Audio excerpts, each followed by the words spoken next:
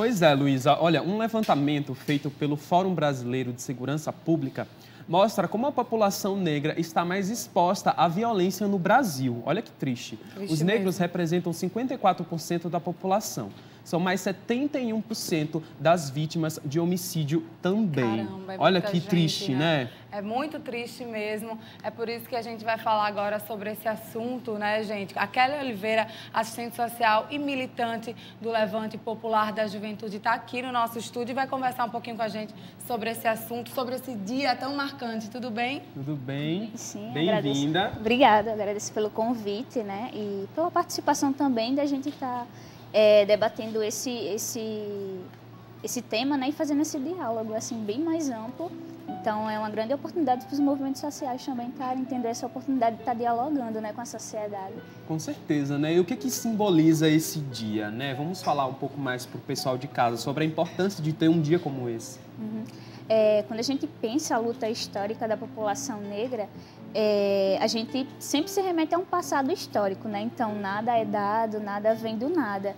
E aí, como você mesmo referenciou na sua fala, a escolha do 20 de novembro, né, a escolha dessa data, por exemplo, ela faz referência a Zumbi, né? Zumbi dos Palmares, que foi um grande herói, que foi um marco para a história da população negra, né, e para a resistência também. Então, Zumbi ele foi líder do Quilombo dos Palmares, um dos maiores quilombos, né, que já existiu dentro do país, que fica atualmente em Alagoas. Então, ele é símbolo de luta e símbolo de resistência, né? E a gente não só referencia também Zumbi, mas também Dandara, né, que era também uma companheira de Zumbi e também ingressou esse processo de luta e resistência da população negra, principalmente das mulheres, né, dentro dos quilombos ali.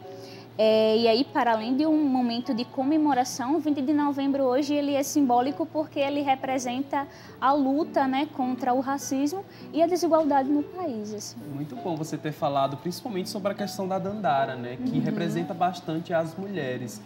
Você acredita que as mulheres também estão lutando cada vez mais para conquistar o seu espaço? Isso, exatamente. A gente vem, principalmente em diversas organizações políticas, em movimentos sociais, nos espaços da universidade, por exemplo, a gente vê um protagonismo das mulheres, né, e principalmente das mulheres negras também nesse espaço, né? A gente está ocupando os espaços, está dialogando, né, e está pensando politicamente as nossas problemáticas, assim, se colocando, né? Hoje, cada vez mais a gente vem caminhando para ter vez e voz, né, nos espaços. Como é que uma mulher negra hoje no Brasil, ela se vê? Como é que é para você mesmo ser negra, defender esse movimento? Assim, existem uma parte positiva e uma parte negativa, né? Eu acho que a parte negativa é trazer, remeter realmente elementos, né, que existem na sociedade e no Brasil, o processo de desigualdade social, né? Se a gente for pensar, por exemplo, que ainda somos poucas, né? Poucas mulheres a entrar dentro da universidade, a ocupar alguns cursos superiores, né? O nosso espaço, por exemplo, hoje no mercado de trabalho, em algumas condições e algumas condições precárias de trabalho, e isso tem um tanto, uma perspectiva um tanto negativa, né? Por isso que a gente está nesse processo de luta e de resistência. A gente olhar que cada vez mais as mulheres estão sim participando, se inserindo dos espaços políticos, né? A gente menciona os espaços políticos porque, querendo ou não, são esses espaços que possibilitam um processo de transformação também dentro da sociedade, né? Quando a gente vai verificar algumas pautas, né? Por exemplo, quando a gente debate cotas raciais na universidade, a gente está pensando em inserção da população negra, né? Então, isso é um processo que tem um viés político também por trás. Então, ser negra e ser mulher na sociedade brasileira, ela tem pontos positivos e tem pontos negativos, mas a gente resiste e a gente procura estar se organizando justamente com outras mulheres, né? Para mim, que sou organizada, né, politicamente, que sou uma mulher que participa dos espaços, né, que conhece outras mulheres, isso é um tanto mais fácil. E aí fica o desafio também de estar levando outros tipos de perspectiva para outras mulheres também. A gente não pensa meramente num individual, mas a gente pensa também na ampliação e disseminação de outros processos. Com certeza, né? E por que você acha que se fala tanto sobre a questão do mito da democracia racial? Eu acho que é justamente por esse exemplo que a gente acabou de citar também, né, do jornalista William. Às vezes as pessoas têm essa mente de que está tudo ok, mas que na verdade não está. E que a gente precisa de pessoas como você para demonstrar ainda mais às pessoas que existe racismo sim no Brasil e que isso precisa ser trabalhado diariamente, né? Isso, quando a gente vai avaliar realmente todo esse processo, né, as questões que ocorrem vez ou outra, né, a gente se depara com inúmeras polêmicas, seja na rede social, que é um lugar cada vez mais propício a estar surgindo diversos tipos de debates, principalmente envolvendo opressões, né, a gente se depara com algumas questões que são niveladas em certos momentos, né, às vezes a gente não quer, a população brasileira não quer enxergar que existem, sim, processos de desigualdade social, né?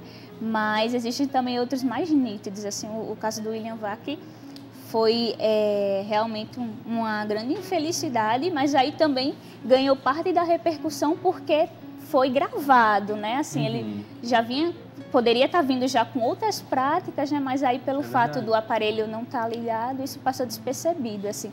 Então são questões, assim, o racismo, ele também opera de formas niveladas, né? Vez ou outra a gente pode pegar, assim, um companheiro ou então uma pessoa reproduzindo racismo, né? Por isso que a gente precisa estar nesse diálogo constantemente. Né? Até mesmo essa questão do William Vac, ali no estúdio, ele é acostumado a trabalhar com diversas pessoas em diversas atividades.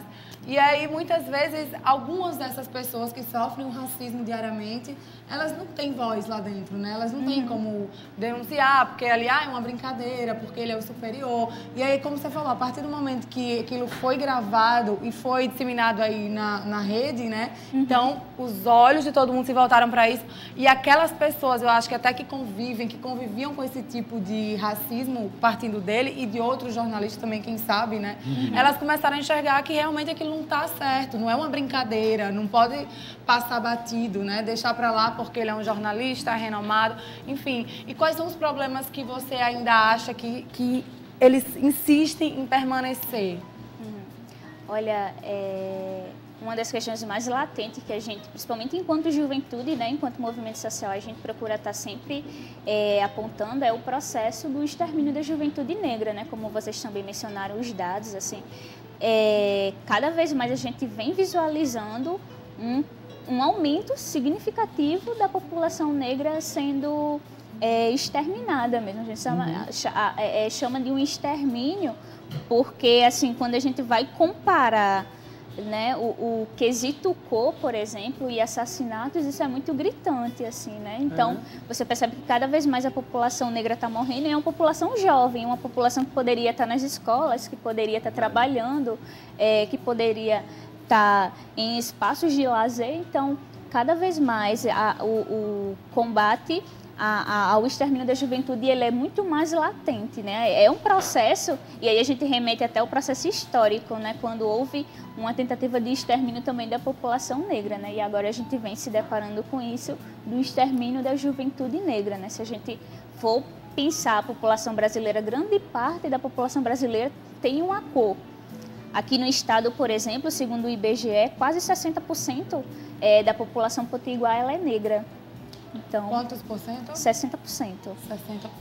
Muito interessante. Esse assunto a gente precisa debater realmente. Se você aí de casa tem algum depoimento, pode participar através do nosso WhatsApp. O número está passando aqui na tela. A gente está recebendo aqui a nossa convidada, que é super especial, de um movimento, né? Movimento militante, né? O Levante Popular da Juventude. Quantos anos você tem? Eu tenho 24. 24, olha só. Nossa idade. Grande exemplo aqui pra gente, né? Falando sobre esse assunto que é tão importante. É porque você é magrinha, né? Assim, pequenininha. Você acha que mas é uma mulherão, né? Fala aí. Que tá lutando. Faz quanto tempo que você tá nesse movimento? Eu conheci o Levante dentro da universidade, né? O Levante é um movimento social popular que a gente fala. Fala um pouquinho sobre ele, aproveita e fala para a turma de casa. Pronto, o Levante Popular da Juventude é um movimento social, ele é nacional, tem em várias partes do Brasil e aqui no estado também tem, né? E aí a gente tem algumas áreas de atuação, a gente atua dentro da universidade, a gente atua no campo e também em algumas comunidades populares, né? Como Felipe Camarão, Bom Pastor e Zona Norte de Natal. Então, é justamente procurando esse processo de organização da juventude, né? Uma juventude que historicamente foi condicionada a não pensar em política, né? Quando tem até aquela música que coloca o jovem no Brasil não é levado a sério, né?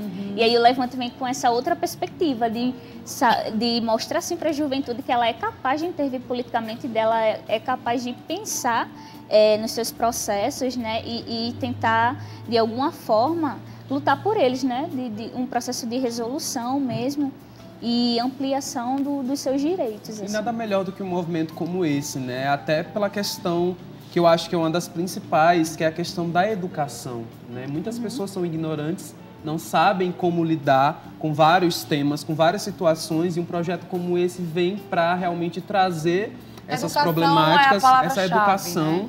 Para que as pessoas, até que ainda cometem o racismo, inconsciente, né? Que se diz, quando você é racista sem saber, mas que, na verdade, precisa se falar sobre isso para que você não cometa mais esse tipo de ação, né? Enfim, qualquer determinada situação. E as redes sociais, você acredita que as redes sociais vêm como um grande aliado ali para até que as pessoas possam falar em seus depoimentos? Inclusive, eu vi uma entrevista muito bacana recentemente de um jornalista super conservador dos Estados Unidos falando que o Donald Trump, o presidente, né, não era racista. E aí a mulher falou, mas você é branco, você não pode ter propriedade para falar sobre racismo. Então, vem muito daí, né, dessa questão da desmistificação desses problemas. Você acredita que as redes sociais, trazendo essas pautas, como a gente já falou do William, pode educar as pessoas ainda mais? As redes sociais, elas são um meio, né? Elas não são um fim, né? Porque se a gente for para o campo prático realmente da disputa de ideias, né? As redes sociais, elas são importantes, mas a gente precisa de um processo realmente organizativo, né? De uma inserção mesmo para a população estar refletindo e estar pautando e reivindicando os seus direitos. As redes sociais, elas possibilitaram realmente, né, um maior debate, uma maior reflexão. Porque está bem ligado aos jovens também, Isso, né? Exatamente. Cada vez mais a gente vem colocando as questões que acontecem, né? E aí são coisas que às vezes a gente nem consegue imaginar e que são postas lá nas redes sociais para debate, né? E um debate aberto e um debate também que é composto por diversas opiniões, assim. Eu acredito que as redes sociais a gente vê como uma das ferramentas, sim, né? Para estar fazendo com que as pessoas elas consigam, né? Cada vez mais refletir sobre aqueles processos. Mas existem também diversas outras alternativas que é interessante a galera tá colando, né?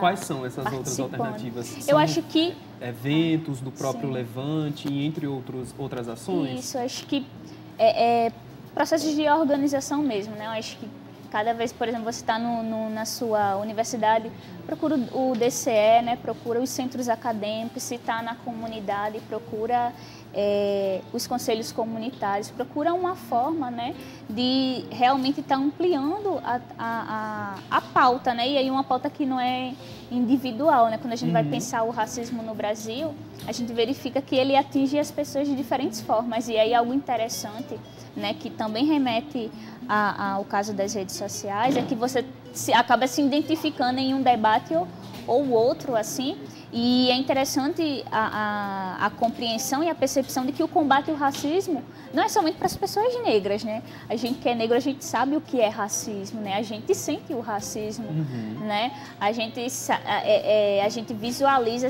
as inúmeras barreiras sociais que são postas para a gente socialmente, economicamente e politicamente, para a gente não acessar diversos tipos de direitos, assim. Então, nós sabemos o que é racismo, mas não basta somente os negros e as negras saberem o que é racismo. A gente precisa também que a população branca também chegue junto, né? Quando a gente fala, por exemplo, em debates, a gente sabe que o protagonismo é da população negra, né? Que os lugares de fala também são, mas isso não impede que eu tenha, por exemplo, um amigo branco e ele dialogue também com seus amigos acerca do combate ao racismo, né? Quando é que chega o limite, vamos dizer assim, de uma pessoa branca poder defender ideais negros?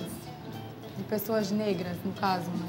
Tem isso? Porque como você está acabando de falar, eu posso falar que, isso é racismo, isso não é, eu não sou racista, eu acho que está errado, enfim, debater ideias mesmo, mas aí chega uma pessoa, né, negra e fala assim, não, mas isso você não tem propriedade para falar. A questão da apropriação cultural, né? Já porque vem isso é apropriação debate. cultural. Até que ponto será? Dizer um ponto é complicado porque existem inúmeros debates dentro quando envolve questões étnico-raciais, existem também perspectivas, né?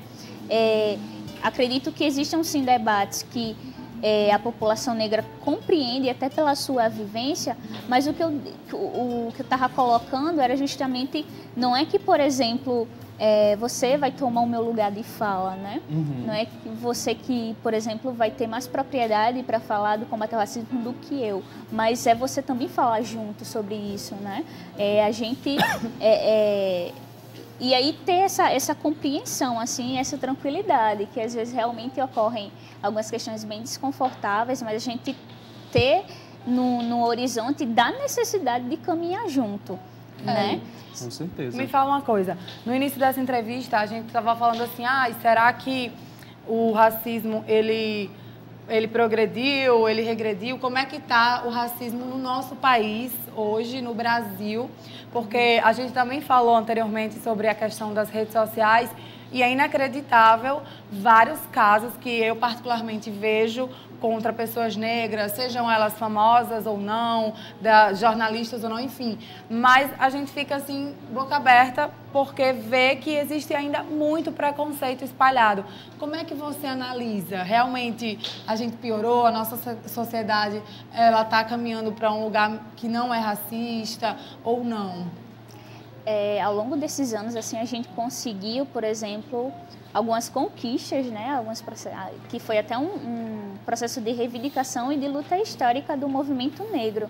Né? A gente conseguiu acessar a universidade pública, por exemplo, a gente conseguiu instituir também, né, o Estatuto de Igualdade Racial, assim, ocorreram alguns avanços, né, no termo de garantias de direitos, mas se a gente for visualizar praticamente algumas coisas, elas permanecem intactas ainda, né? Se a gente for olhar, por exemplo, como eu mesmo mencionei, a questão do mercado de trabalho, né? As condições precárias ainda de trabalho, se a gente for visualizar que mesmo, por exemplo, acessando a universidade, ainda existem muitos outros que têm essa dificuldade de estar acessando, né? Até pelo investimento na educação pública de base, assim. E a gente vê também o caso dos extermínios, né? Da juventude negra. Então, assim, é um processo de avanço e retrocesso que eu visualizo, né? A gente vem caminhando, mas também a gente vem dando passos pequenos assim ainda em relação ao tudo que a gente almeja, né? Por exemplo, se a gente pensar que a escravidão ocorreu há 500 anos, foram muito pouco que a gente avançou em termos de garantias de direito e de igualdade racial, né? A gente se depara ainda com situações assim inacreditáveis mesmo de desigualdade social, né?